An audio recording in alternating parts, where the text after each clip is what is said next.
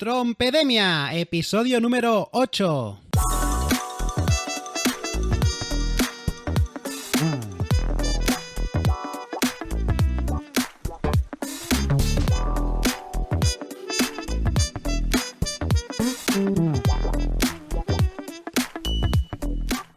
Hola, ¿qué tal? Muy buenas a todo el mundo y bienvenidos a un nuevo episodio de Trompedemia, el podcast quincenal en el que trataremos de todo lo relacionado con el mundo de la trompeta.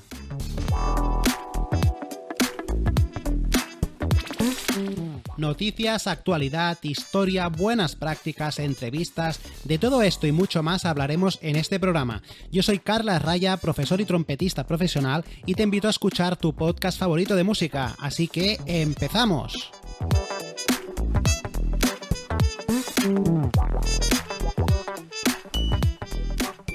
Hoy episodio número 8 del viernes 5 de agosto del 2022, programa en el que continuamos con la serie monográfica sobre la evolución e historia de la trompeta desde el inicio hasta la actualidad.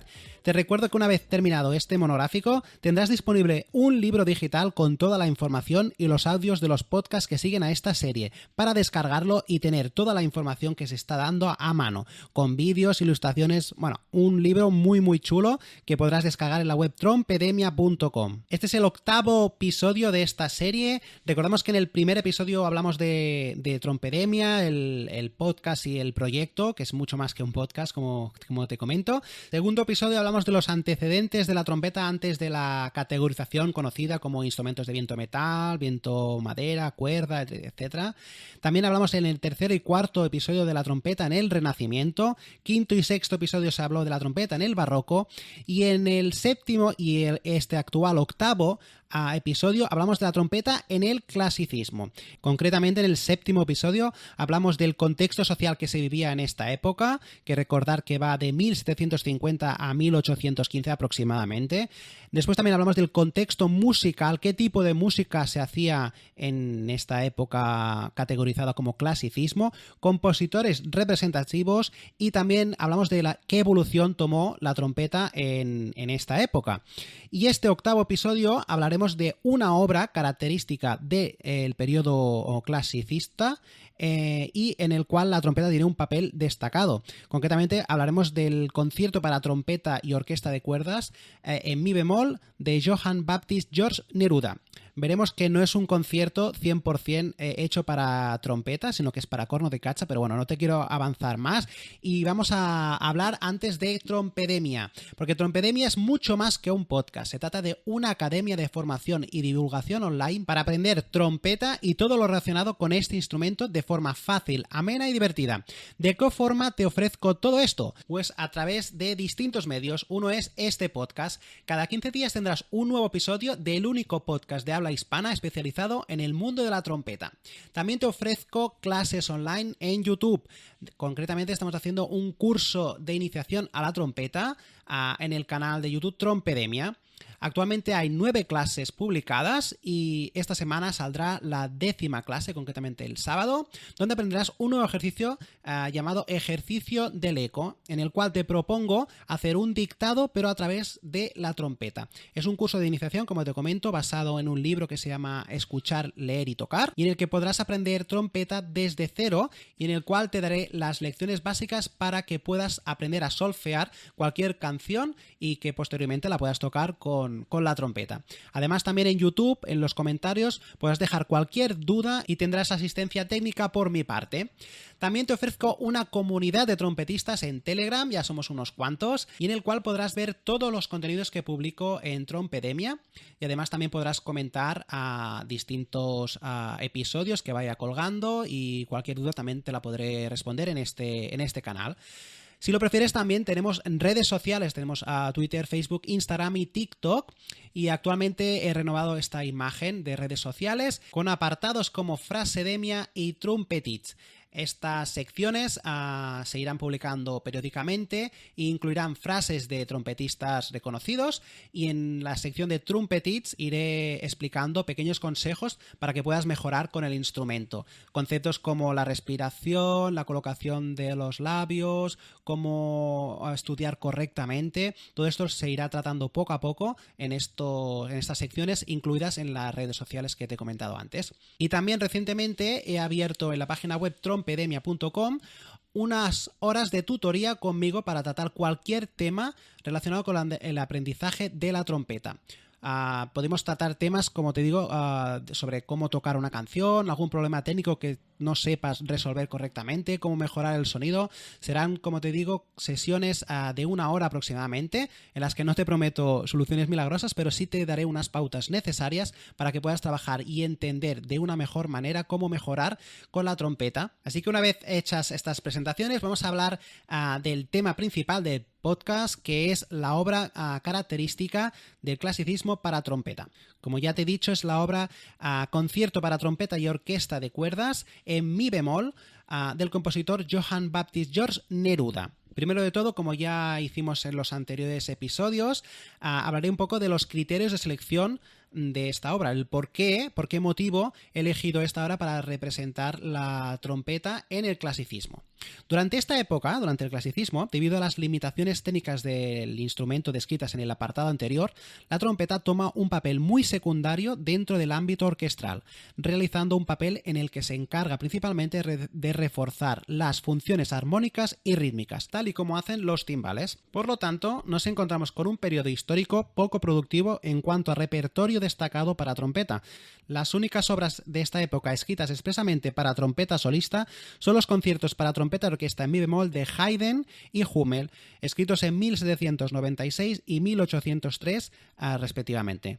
Como hablamos ya en el episodio anterior en el que te exponía la trompeta en el barroco, estos conciertos fueron escritos dedicados al trompetista Anton Weidinger, que fue un trompetista vienés de la orquesta del Teatro Imperial, el cual creó una trompeta con un sistema de llaves parecido al que utilizaban la flauta y el fagot, y que permitía que la trompeta empezara a hacer una serie de cromatismos en registros que hasta ahora no permitía el instrumento. Recordad que la trompeta, igual que otros instrumentos de viento metal, se fundamenta en las gamas de armónicos naturales si no modificamos la distancia del tubo principal. Con lo cual, en un registro medio grave solo podía hacer unos armónicos y no podía hacer toda una serie de gamas cromáticas, de cromatismos. El invento, como digo, de este trompetista permitía que la trompeta en ese registro pudiera hacer una escala cromática. Y por esto, Haydn y Hummel componen dos de los principales conciertos clásicos para trompeta. Sin embargo, existe una tercera obra clásica que se podría considerar hoy en día como la tercera obra para trompeta solista y orquesta. Y esta es la obra que presento en este podcast, que es el concierto en mi bemol para trompeta, cuerda y bajo continuo de Johann Baptist Georg Neruda. Este concierto no estuvo originalmente escrito para trompeta. Neruda compuso esta obra alrededor de 1750 y estaba dedicada a Georg Knechtel, algo así, primer corno de la Hofkapelle de Dresden, una orquesta muy importante en aquella época. Al ser un concierto escrito en un registro demasiado agudo para la trompa, hoy en día prácticamente no se interpreta con este instrumento. De hecho, este concierto se interpretaba originalmente con un corno di caccia, instrumento similar a la trompa pero con un tamaño mucho menor, por lo que permitía realizar la ejecución del registro agudo de una forma más cómoda. Por el contrario, la falta de conciertos clásicos para trompeta y la tesitura relativamente cómoda si se interpreta con dicho instrumento ha permitido que este concierto haya terminado incorporándose dentro del corto repertorio clásico para trompeta solista. La verdad es que es muy interesante escuchar las diferencias tímbricas entre la trompeta moderna y el corno di caccia. De hecho, la tubería del segundo es cónica, la tubería del corno di caccia. Y este hecho, en contraposición a la tubería cilíndrica de la trompeta moderna, le da una sonoridad más aterciopelada al instrumento, ideal para combinar el sonido que produce con el de otros instrumentos de otras distintas familias, como las de viento madera o las de cuerda. Vamos a escuchar esta diferencia entre una sección tocada del concierto de Neruda tocada con trompa di caccia, con corno di caccia, perdón, o con trompeta. Primero versión tocada con trompeta moderna.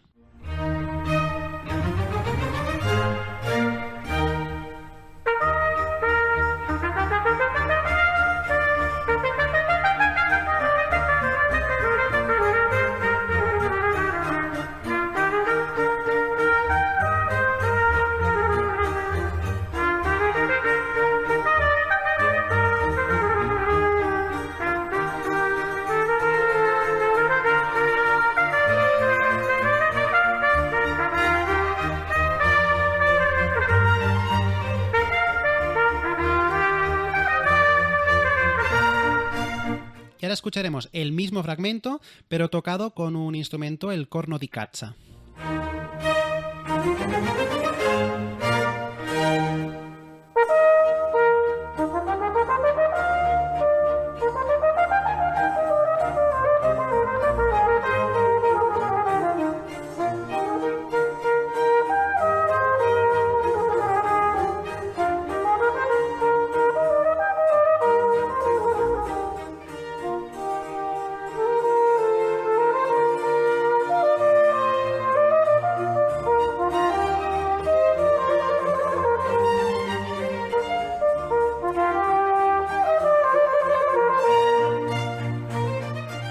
Bien, yo creo que se han podido apreciar las diferencias tímbricas, sobre todo la primera versión tocada con trompeta moderna es mucho más brillante, es mucho más definida, y la segunda es como si hubieran puesto un trapo de felpa o una pequeña sordina de estas de una cap que tapa completamente todo el brillo. Es como si el brillo lo hubiéramos bajado mucho. Es el tipo de instrumento, al ser distinto, uno con tubería cilíndrica más directo y otro tubería cónica, hace que precisamente la característica sonora del timbre varíe mucho. Recordad que hay un episodio, creo que es el de antecedentes de la trompeta, en el cual explico con mucho detalle, si no es este es el de Renacimiento, en el cual explico qué diferencias hay entre una tubería cilíndrica y una tubería cónica. De hecho, es la principal diferencia en la cual después se fundamentan los distintos tipos de instrumentos de viento y metal, como el trombón o la trompeta o la trompa. Bien, pues de este concierto solo analizaré el primer movimiento. Es un concierto basado en 3 movimientos, allegro, largo y vivace, y solo se analizará en este podcast y en el libro que saldrá publicado cuando se termine el monográfico, el primer movimiento, con la intención de analizar y ejemplificar las características principales de la música de esta época sin alargar excesivamente tanto el podcast o el libro. Actualmente es un libro que lo estoy acabando de redactar a medida que voy publicando los episodios del podcast y llevará ya unos 120 páginas aproximadamente. En este libro habrán ilustraciones, habrán los links a las referencias sonoras, también se podrá ver, como es lógico en YouTube, pues también los vídeos a los que están referenciadas estos ejemplos, con lo cual merece mucho la pena que cuando se acabe el monográfico del podcast, si te ha gustado, que puedas ir a la web trompedemia.com y lo puedas descargar de allí. Perfecto, pues visto estos criterios de selección, vamos a hablar un poco del compositor, la biografía de Johann Baptist George Neruda, compositor nacido en Rosice, si no lo pronuncio mal, es algo así, en 1711 y fallecido el 11 de octubre de 1776 en Dresde. Compositor checo residente en Alemania, se formó como violinista y chelista, llegando a formar parte de la Orquesta del Teatro de Praga. Entre 1741 y 1742 estuvo al servicio del conde Rudolph en Dresden, y desde el año 1750 se unió como músico de la corte en la especialidad de violín, era violinista de dicha corte. Neruda fue conocido por haber escrito alrededor de 97 obras, aunque muchas de ellas están hoy en día desaparecidas. Estas fueron difundidas por toda Bohemia, Alemania y Suecia. La mayoría fueron compuestas entre los años 1762 y 1770. Cabe destacar que su música muestra claras evidencias italianas y de la escuela de Mannheim, sobre todo por el tratamiento de las dinámicas. De hecho, recuerda mucho al estilo barroco, a pesar de ser un compositor que temporalmente le situamos como clásico. Es uno de los compositores que todavía utiliza el bajo continuo en sus obras y una textura generalmente homofónica, además de un gran alarde de virtuosismo en sus obras para violín solista. Naturalmente, era violinista y alardeaba de esto en sus composiciones. Neruda también demostró ser un gran pedagogo del violín, formando a sus dos hijos, Ludwig y Anton Friedrich, hasta el punto que terminarían siendo también miembros de la orquesta de la corte de Dresde. Una vez vista esta breve biografía del compositor de la obra, vamos a hablar sobre los conciertos del clasicismo. Como he dicho anteriormente, esta obra es un concierto clásico para trompeta y orquesta. Y tenemos que poner un poco sobre la mesa qué son los conciertos clásicos. El formato de concierto clásico para instrumento solista acompañado de la orquesta fue el que sustituyó a mediados del siglo XVIII al concierto grosso, formato característico durante el barroco. Recordar que esto ya se habló en los episodios del barroco. El concierto grosso era una forma instrumental barroca de origen italiano basado en la contraposición entre un pequeño grupo de solistas, lo que serían los concertinos, un concertino, y una orquesta completa, un ripieno o tutti. La forma de concierto grosso en el barroco era este tipo de ideas musicales. El solista presentaba un tema y le respondía a la orquesta. Se podía dar el caso de que el concierto grosso esté formado por varios solistas con los cuales se intercalaban las melodías solísticas. En aquella época, de hecho, los solistas más frecuentes de este tipo de forma musical eran el violín y el piano, aunque los instrumentos de viento, sobre todo de viento madera, también desempeñan un papel destacado. De hecho, lo escuchamos en el concierto grosso los conciertos de Brandenburg, en los cuales podemos escuchar la trompeta, la flauta de pico, en aquella época, el oboe y el violín. Sin embargo, aunque el concierto de Brandenburg era un concierto grosso y aparecía la trompeta, lamentablemente este instrumento y los instrumentos de viento y metal en general, a excepción de la trompa, no habían evolucionado lo suficiente como para poder interpretar este tipo de conciertos, debido a las limitaciones técnicas que reducían mucho sus posibilidades musicales.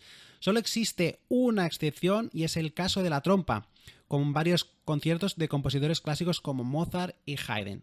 Sin embargo, como digo, es una excepción, y como otra excepción es el concierto de Brandenburg. No era normal escuchar una trompeta hacer ese tipo de melismos y melodías en un concierto grosso. Sin embargo, la forma de concierto en el barroco no tiene nada que ver con la forma de concierto en el clasicismo. Formalmente, el concierto, tal y como se conoce en el clasicismo, es igual a la sonata clásica, con la diferencia de que el primero solo tiene 3 movimientos, y sin embargo la sonata clásica tenía 4 por lo general. El primer movimiento utiliza una forma sonata en sí misma A-B-A, con las modificaciones necesarias que requiere el solista y la orquesta. Generalmente, al final de este movimiento existe una cadencia donde el solista libremente y sin acompañamiento desarrolla algunos de los motivos aparecidos anteriormente.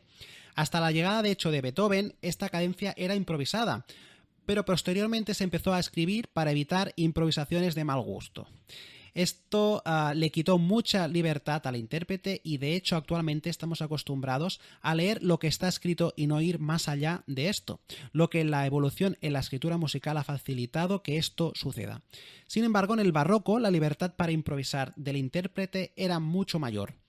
Por lo tanto, como resumen, podríamos decir que el concierto clásico se forma generalmente de 3 movimientos. Normalmente hay un allegro, un movimiento más de presentación. El segundo movimiento generalmente es más lento. Y el tercero es un vivace, un allegro con brío, algo más como final de fiesta.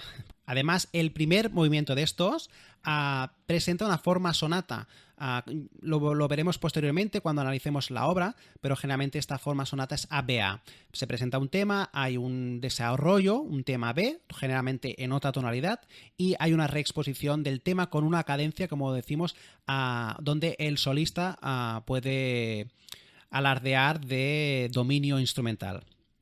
Bien, pues visto el concierto como tal, el concierto clásico, vamos a analizar ya la obra de Neruda, el concierto para trompeta y orquesta, o concierto para corno di caccia y orquesta.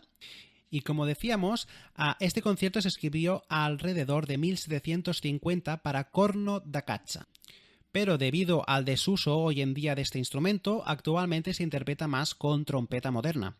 La forma en la que está hecho es muy clara. Es la típica que podemos encontrar en el primer movimiento de todos los conciertos clásicos. Veamos ahora con más detalle cómo estaba formado. Para proceder a dicho análisis, he considerado conveniente que primero escuches la sección a tratar y posteriormente te comentaré los principales puntos destacables de dicha sección. Con lo cual vamos a escuchar ahora la introducción, que se forma desde el compás 1 al compás 48. Te dejaré en las notas del episodio un enlace en el que podrás descargarte gratuitamente la obra. De esta forma podrás seguir mucho mejor este análisis con la partitura delante, que siempre es un poco más ilustrativo. Como se trata de una obra, el compositor del cual hace ya más de 70 años que ha fallecido, pues se puede hacer sin ningún problema, con lo cual no tendrás problemas.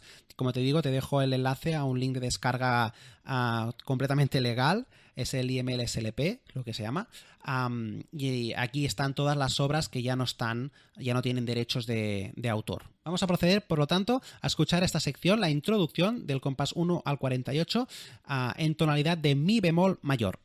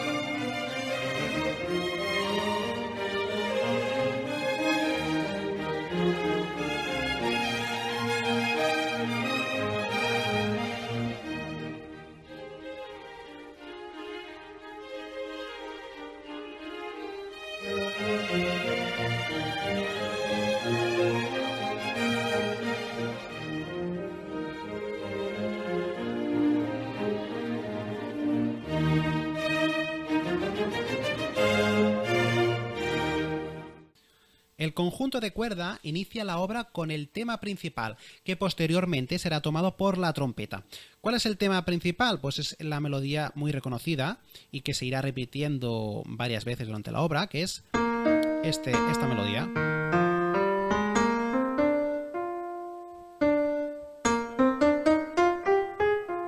¿Vale? Toda esta melodía se va repitiendo y es como el motivo principal. Entonces, durante los compases 1 al 45, de hecho, se va desarrollando este tema. Entonces, antes de entrar la trompeta, a partir del compás 45, la cuerda reexpone los primeros compasos de la obra con alguna variación al final, para dar una entrada clara y contundente a la entrada del solista. Es lo que escuchamos con esto.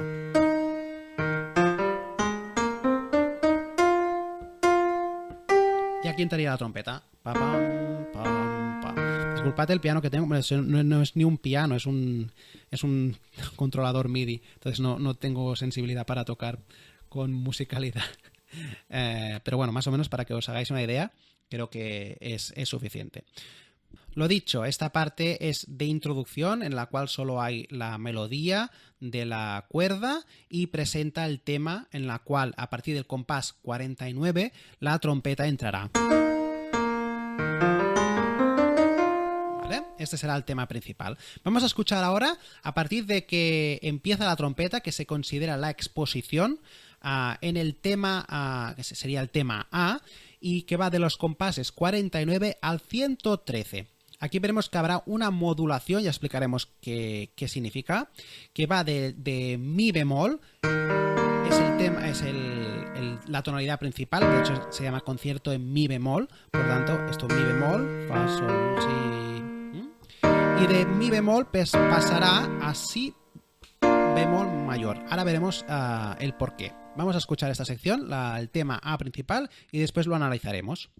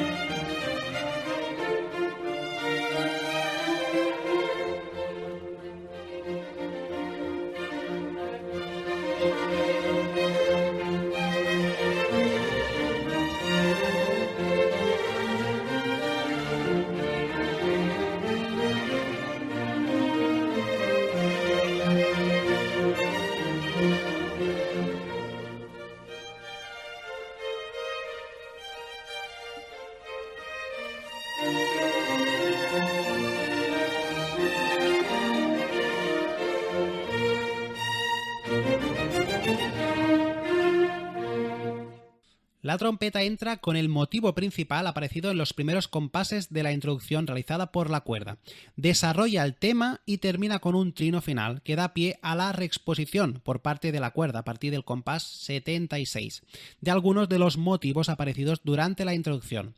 Es decir, la trompeta en el 49 hace la exposición principal del tema hasta el compás 76, donde termina con un trino, y aquí sigue la cuerda, pero con una tonalidad distinta. Ahora estamos ya en si bemol. Si antes era si, mi, ahora es fa, fa, ti, fa, si, re, mi, fa. ¿Vale? Ha cambiado la tonalidad, con lo cual esta primera exposición del tema A con la trompeta ha servido de modulación hacia una transición a una tonalidad distinta, que es la de si bemol. Esto ahora no me quiero poner muy técnico porque quiero que este podcast lo pueda seguir tanta gente que es músico como aficionados. Así que tampoco no quiero entrar ahora en modulación, en lo que significa modulación, hay temas así muy, muy específicos. Pero bueno, entender que si las notas al principio, el tema, la tonalidad original está compuesta en mi bemol, ¿no? Si, mi, si, mi. Ahora está haciendo en una tonalidad distinta que está a una distancia de quinta.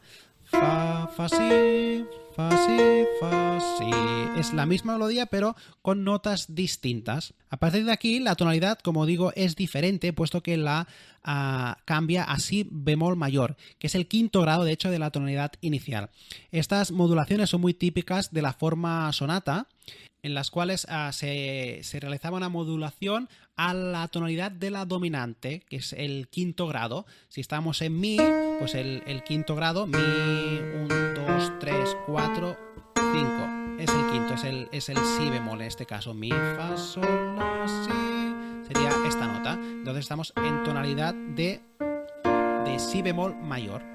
Seguidamente, a partir del compás 76, la orquesta continúa haciendo una exposición en la tonalidad de si bemol mayor, hasta el compás 113, que es donde empieza el tema B, que es la parte de desarrollo, y está ya plenamente en tonalidad de si bemol mayor.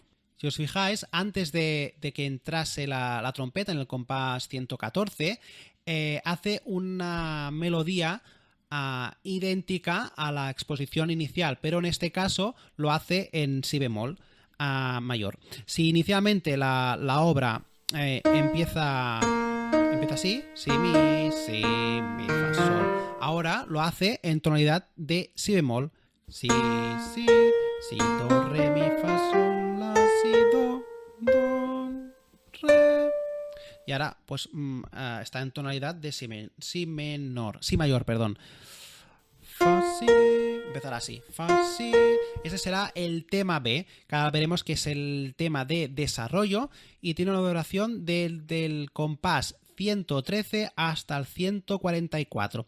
Y en esta parte también es un proceso modulante. Pasará de si bemol mayor, que es el quinto grado de la tonalidad de mi bemol, a una tonalidad menor, pasa al relativo menor, que concretamente pasará a la tonalidad de do menor.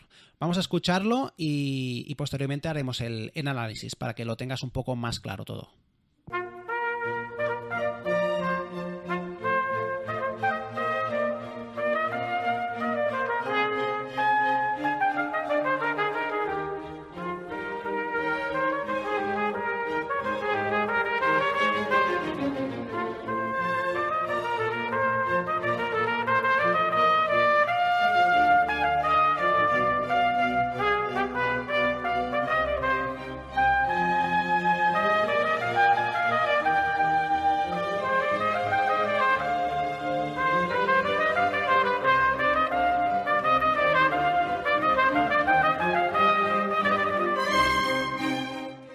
¿Os habéis fijado ahora? Estamos en otra tonalidad. La melodía siempre es ta-tan, tan, ta-ta-ta-ta-ta-ta-ta-tan. Pero inicialmente hacíamos si, mi. Después al modular hemos hecho fa, si. Y estábamos en si bemol. Y ahora es en do menor. Sol, do, re, mi bemol, fa, sol, la, si, do, re. ¿Vale? O sea, ha cambiado la tonalidad y también el modo. Ahora estamos en un modo menor. De hecho, como estábamos hablando, desde el compás 110 hasta la entrada de la trompeta, en el 113, la cuerda reexpone la misma forma de dar la entrada al solista de los compases 45 a 48. Esta vez, sin embargo, la tonalidad es diferente, ya que toda esta sección, ya desde la última intervención de la trompeta en el tema A, se encuentra en si bemol, el quinto grado de la tonalidad inicial. La trompeta desarrolla de forma libre algunos de los motivos aparecidos anteriormente hasta concluir la frase modulante por medio de un círculo de quintas que va del compás 134 al 144, llegando a do menor. Es el trozo el más melódico en el cual culmina en tonalidad menor. Hace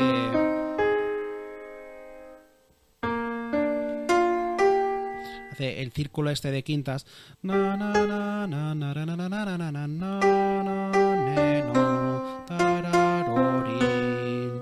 Es la misma melodía. Se llama círculo de quintas. Ya dejaré algún link con explicaciones sobre esto. Ya te digo que no quiero entrar aquí porque si no se harían podcast de 4 horas. Entonces no quiero limitarlo a solo el análisis muy básico de esta partitura. Como resumen de esta sección, decir que estamos en el tema B, que es el tema de desarrollo. Es un tema un poco más melódico, da pie a que el instrumentista refleje un poco más su estilo musical más íntimo. Y es un periodo también de modulación hacia un modo menor.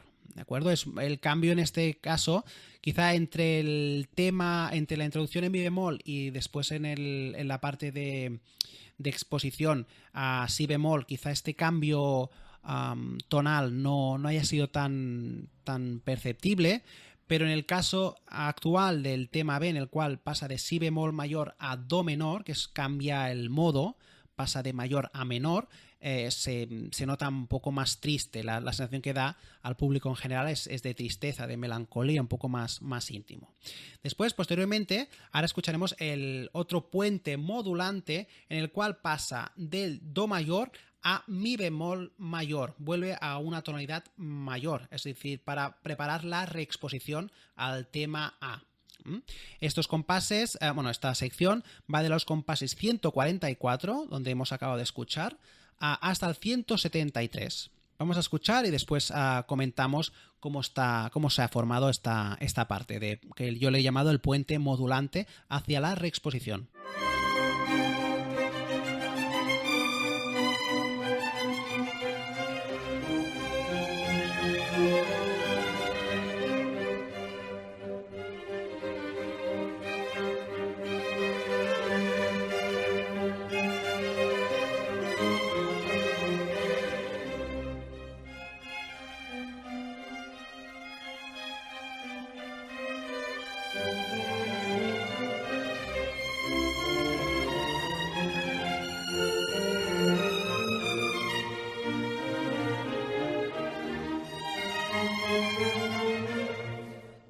Bien, como decimos, esta parte en do menor, interpretada exclusivamente por la cuerda, sirve de puente modulante hacia la reexposición del tema A. De hecho, si os habéis fijado, la cuerda acaba de una forma muy como de golpe, como si realmente faltase algo más, y realmente falta algo más, falta el inicio de la trompeta. Crea estos milisegundos de silencio, como de expectativa, y entonces la trompeta vuelve a entrar con toda la energía que caracteriza a este instrumento en tonalidad de mi bemol. Vamos a escuchar, por lo tanto, esta reexposición, el tema A, que irá del compás 174 hasta el 213 y será una sección en una tonalidad de mi bemol mayor, que es la tonalidad inicial con la que se comienza el concierto. Vamos a escucharlo y después lo analizamos.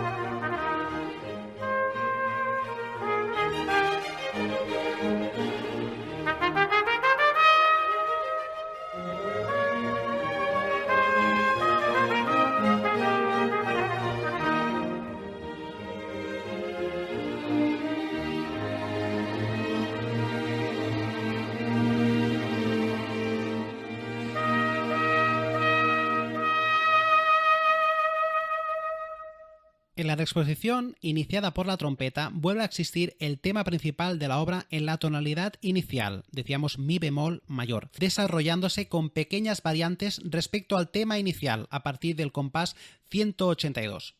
De hecho, estas variantes es la parte quizá más melódica del tema principal, es la parte esta de...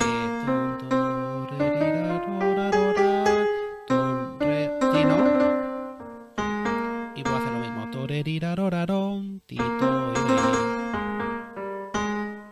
Posteriormente, del compás 207 al 213, la cuerda toca sola. Quién sabe, quizá para dejar descansar al solista antes de llegar la cadencia final. En este caso, esta versión que es interpretada por Maurice André, el solista veremos que hace un alarde de virtuosismo y cada cadencia, pues cada intérprete se la hacía suya. Quiere decir que no había una cadencia escrita por parte del compositor, sino que cada intérprete en esa época pues escribía la suya.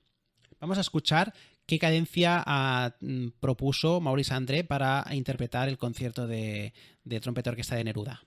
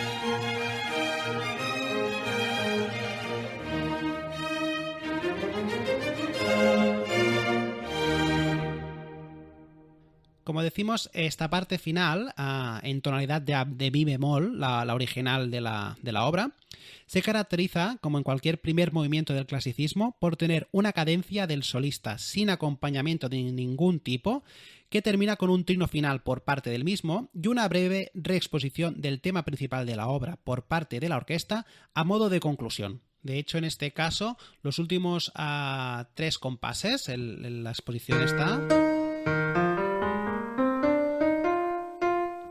se ha ido repitiendo constantemente cada vez que la trompeta hacía una interpretación de las suyas, tanto en una tonalidad como en otra. Han ido modulando, eso sí, pero digamos que el tema, el motivo principal de la obra podría ser este que hemos hablado, este aquí. Y el inicial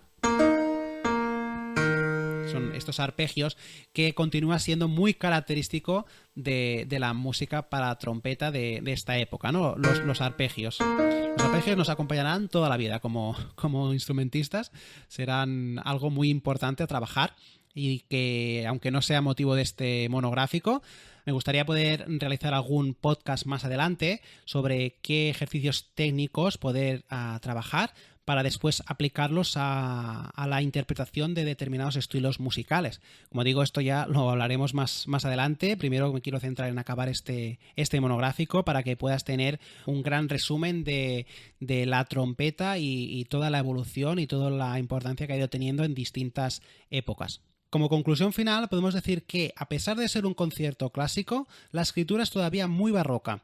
El hecho de que todavía haya un bajo continuo, el uso constante de trinos, adornos y apoyaturas, son rasgos más característicos de la música del barroco que del clasicismo. Sin embargo, la forma con la que está hecho, especialmente este primer movimiento, es la típica que se utilizaba durante el clasicismo, la forma sonata, la forma ABA. Por tanto, esta obra pone en evidencia que los cambios de estilo formales y de escritura no se produjeron de un día para otro. Es lo que muchas veces hemos hablado, de que a pesar de que nosotros categorizamos épocas, periodos temporales de un estilo clasicismo pues de 1750 a 1815, barroco del 1600 a 1750... Como decimos, estas fechas son orientativas, ya que no se produjeron los cambios de un día para otro, sino que hubo un tiempo en el cual en determinados sitios de zonas geográficas se empezaron a componer o a ver una forma interpretativa más característica del siguiente periodo. Sin embargo, en otras pues continuaban produciéndose el tipo de interpretación, el tipo de música pues era del periodo anterior. Con lo cual, una vez hemos tratado el análisis de la obra, vamos a ver el estilo interpretativo que se debería realizar para tocar esta partitura. La interpretación en la música del clasicismo está más cerca del estilo barroco que del romántico. De hecho, esta obra, a pesar de ser temporalmente clásica, tiene muchos recursos musicales utilizados durante el barroco, como las ornamentaciones y el bajo continuo, entre otros. De hecho, los trinos que hemos escuchado en esta obra, la mayoría eran trinos que empiezan de forma ascendente. Me explico. Cuando yo, por ejemplo, tengo un trino, una escala, una melodía...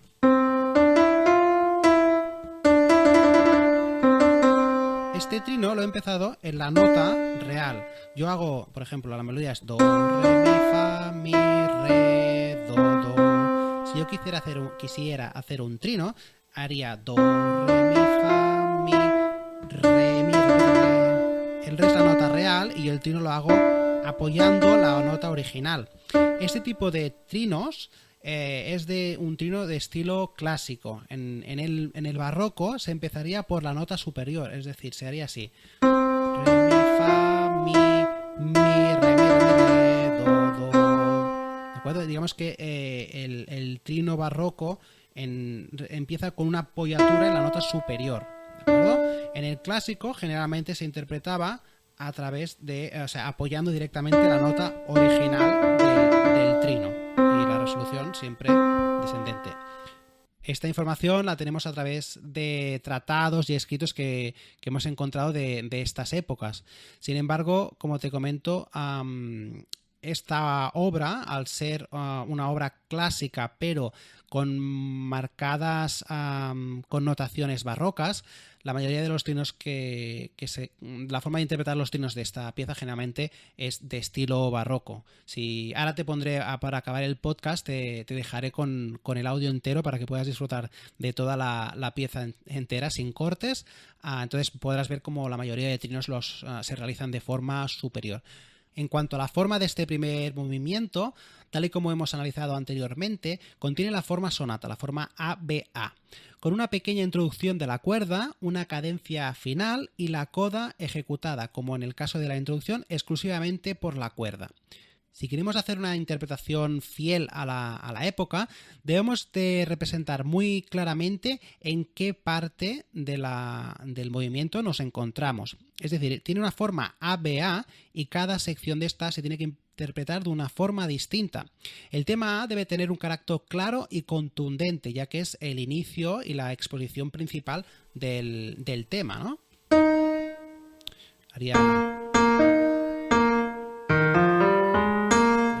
Toda esta melodía tendría que ser interpretada de una forma contundente. Además, existe el tema de los arpegios, que siempre un arpegio pues generalmente se interpreta de una forma un poco más contundente que una escala más melódica. Sin embargo, en el tema B es el momento en el que un solista se puede lucir de una forma más musical, que no quiere decir necesariamente de una forma virtuosa, sino que en este caso se luciría de una forma más expresiva, más melódica.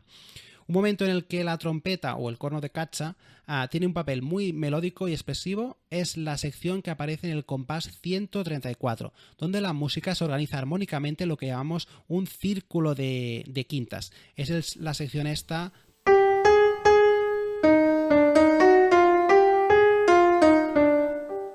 Disculpad, pero no me da de más el piano. Entonces,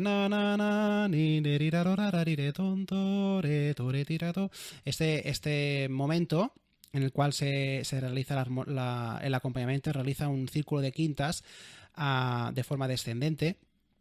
Es un momento en el que te comento está en la sección B y el intérprete puede cambiar sobre todo el tipo de ataque y realizado de una forma más melódica, más legato, ¿de acuerdo? Un poco más expresiva, en contraposición al tema de papam, pam, pam, que esto puede ser un poco más alegro. De hecho, todo este proceso, que es un poco más expresivo, un poco más denso, conlleva a la culminación del relativo menor en do menor.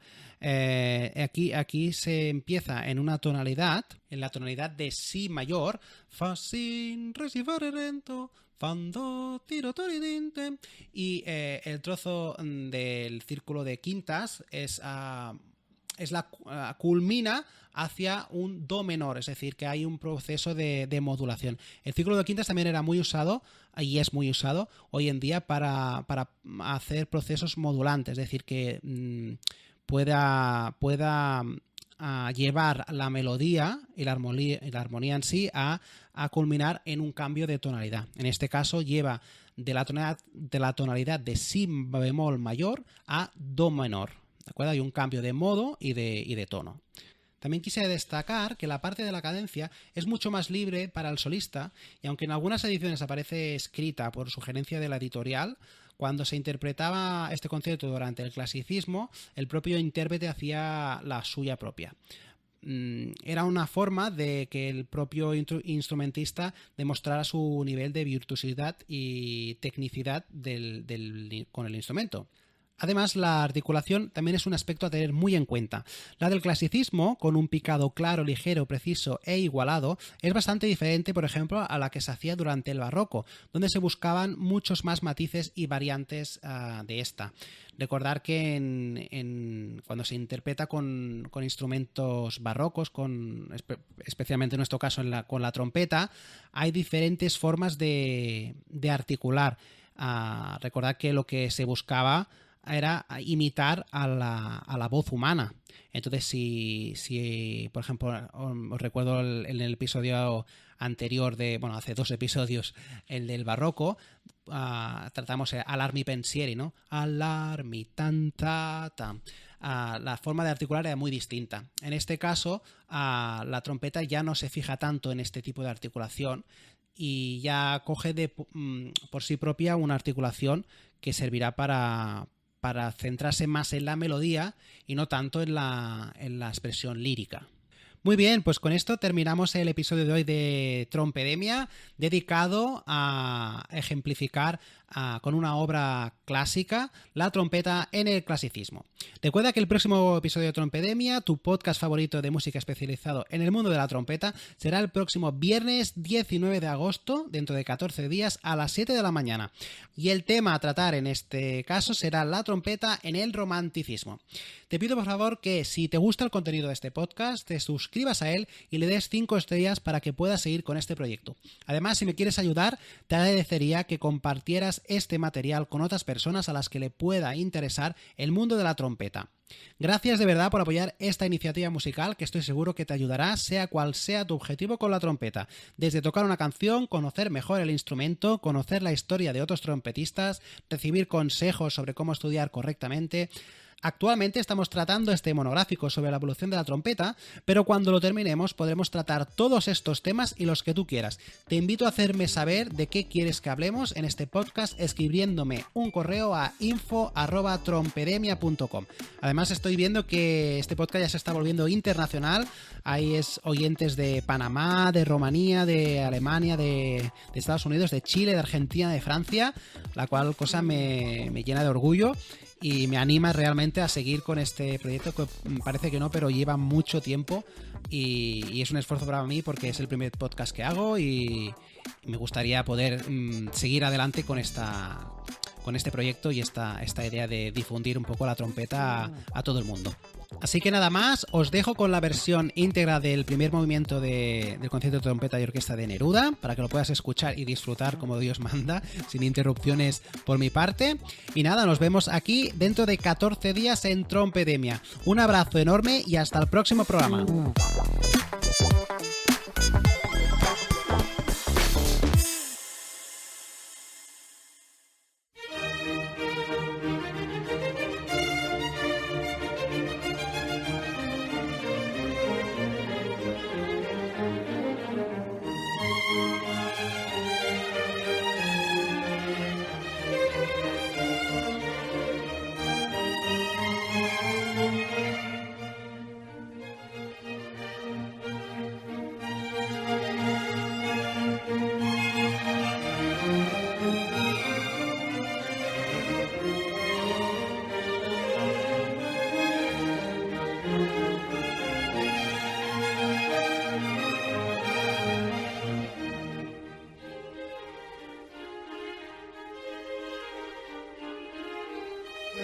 Thank you.